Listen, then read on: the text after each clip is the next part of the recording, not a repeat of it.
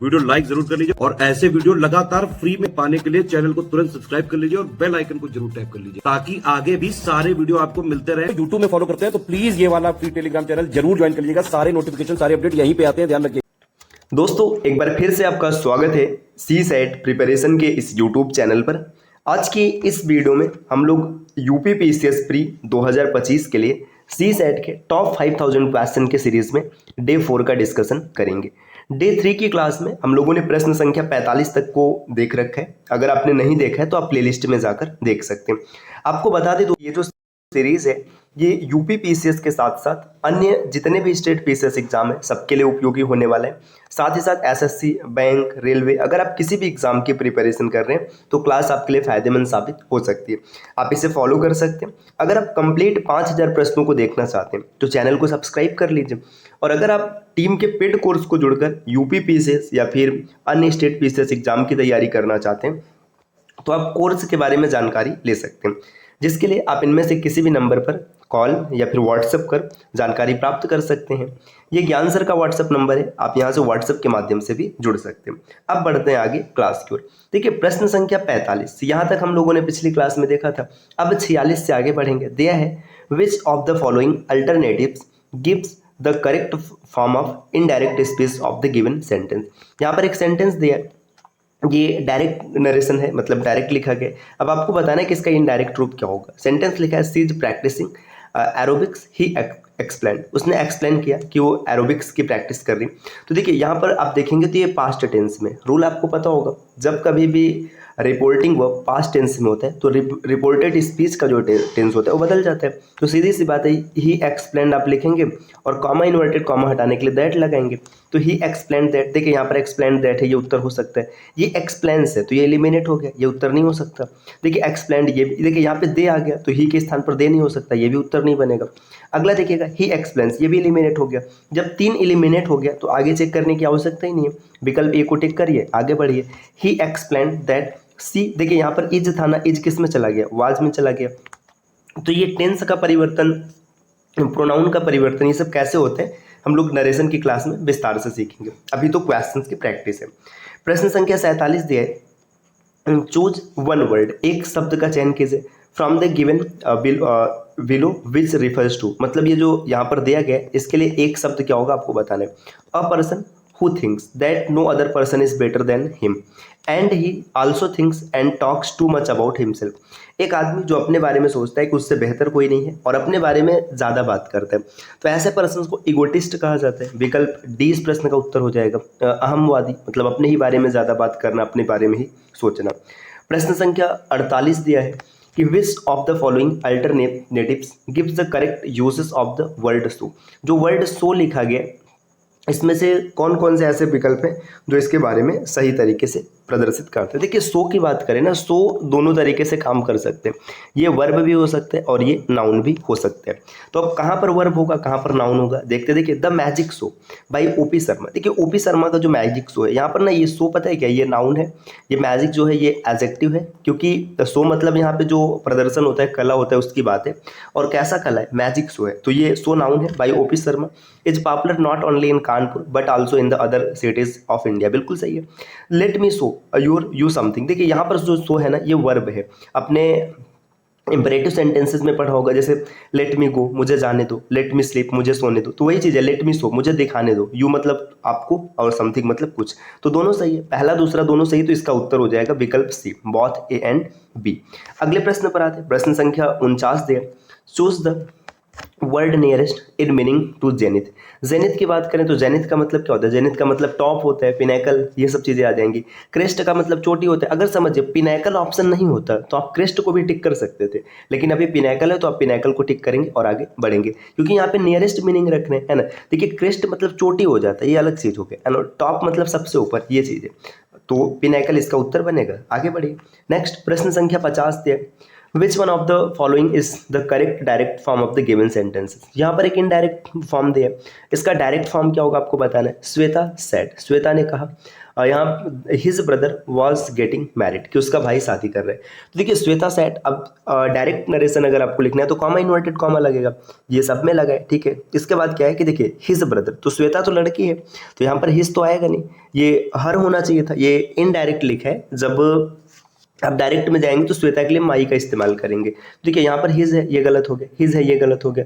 अब दो है, ठीक। अब यहाँ पर देखिए वाज, ये कौन सा टेंस है, पास्ट टेंस है, इसको प्रेजेंट में ले जाएंगे तो Shweta said the my brother is getting married, विकल्प सी इस प्रश्न का उत्तर बनेगा और डी भी एलिमिनेट हो जाएगा क्योंकि यहाँ पर वाज था। नरेशन जब हम लोग पढ़ेंगे ना तो एक एक पॉइंट को बहुत ही विस्तार से समझेंगे, यहाँ पर हम लोग प्रश्नों को देखकर चलते हैं।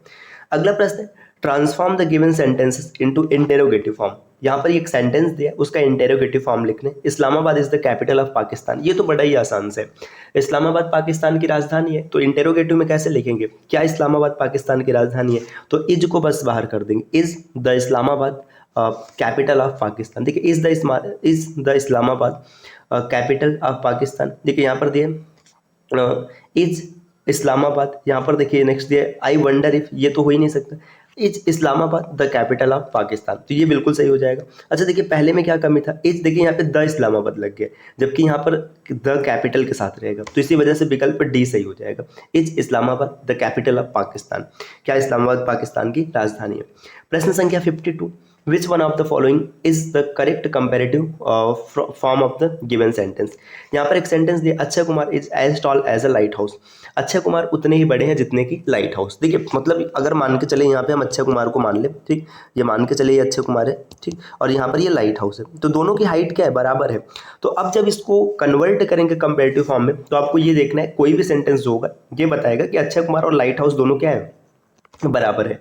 अगर किसी को बड़ा या छोटा बताएगा तो गलत हो जाएगा। देखिए Akshay Kumar is taller then a light house, अब यहाँ पे बोला जा रहा है कि अक्षय कुमार टॉलर है, जबकि आप देख रहे हैं दोनों बड़ा है, बराबर है, तो पहला एलिमिनेट हो गया।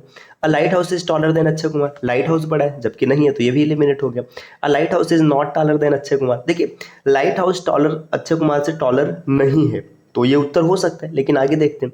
अच्छा light house is shorter than Akshay Kumar, तो शॉर्टर भी नहीं है। देखिए अब यहाँ पे बोला गया है कि जो लाइट हाउस है ये अक्षय कुमार से टॉलर नहीं है, टॉलर नहीं है इसका मतलब बराबर भी हो सकता है और छोटा भी हो सकता है, तो ये इसका उत्तर बन जाएगा। अब अन्य तीन क्यों नहीं बने, क्योंकि उसमें तो साफ साफ बोला जा रहा था कि ये बड़े हैं या छोटे हैं, यहाँ पर ये पॉसिबिलिटी दिख रही है कि बराबर हो सकता है, तो इस वजह से यही सही बनेगा। प्रश्न संख्या 53 है, which of the following alternatives word is opposite in the meaning to the given words.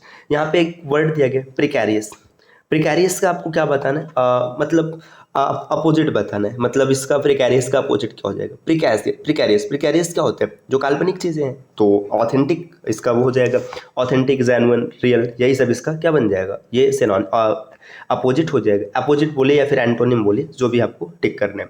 तो यहाँ पे प्रिकैरियस मतलब काल्पनिक और ऑथेंटिक मतलब वास्तविक। अगले प्रश्न पर आते हैं, प्रश्न संख्या 54 दिया है, change the following into a simple sentence. इसको सिंपल सेंटेंस में बदलना है।